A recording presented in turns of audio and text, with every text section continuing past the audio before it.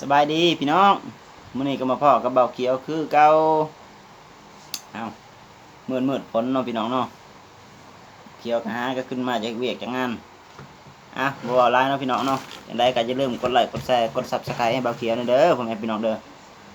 เพื่อสิบ่พลาดคลิปใหม่ๆแต่ละวันแต่ละคลิปมาตำเมใส่ผักบุ้งใส่ลูกชิ้นนำนี่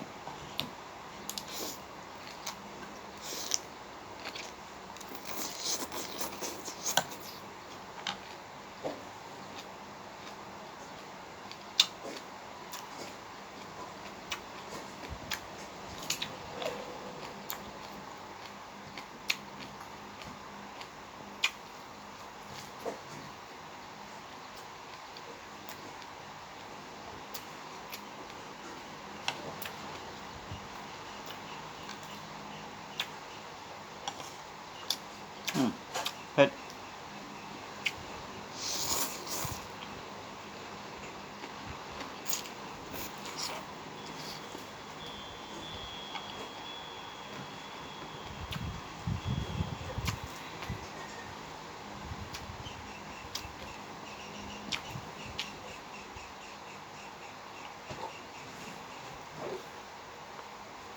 แซ่บอยู่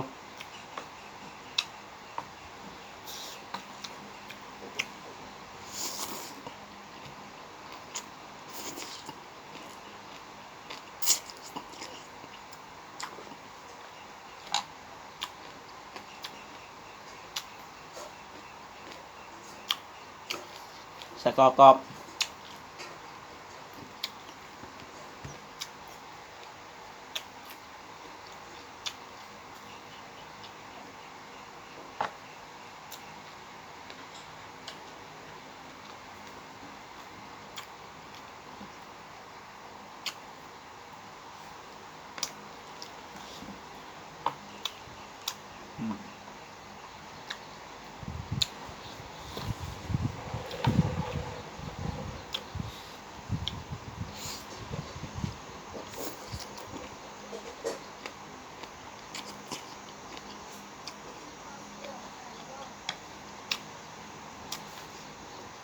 ฝนกระตกพอดีฮ้อนบ่ต้องแห้ง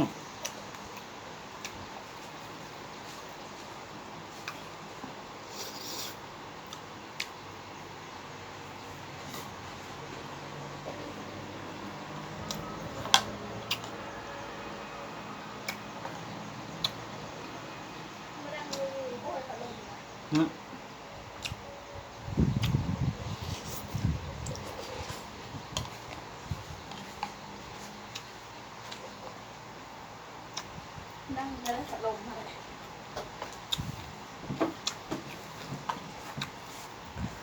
น่ากินไหมของฉันเย็น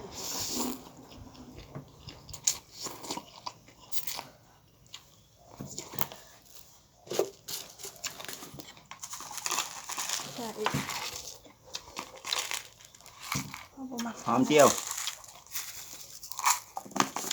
ฉันนี่ชอบ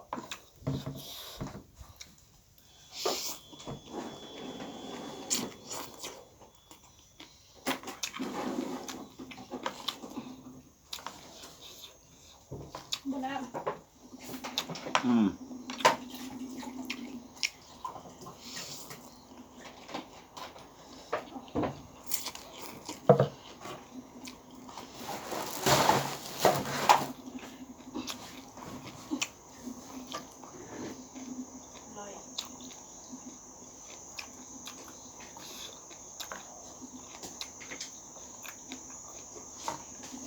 ตำเมใส่ผักบุ้ง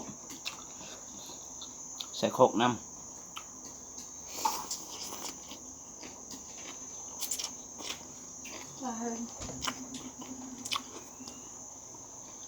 แซ่บคือเก่า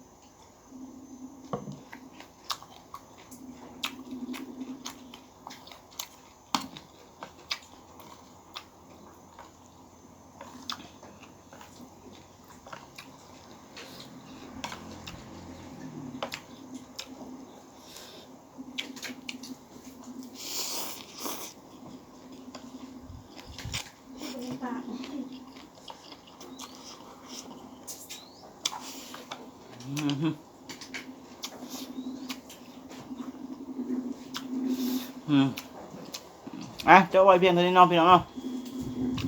เป็นแห้งแล้ว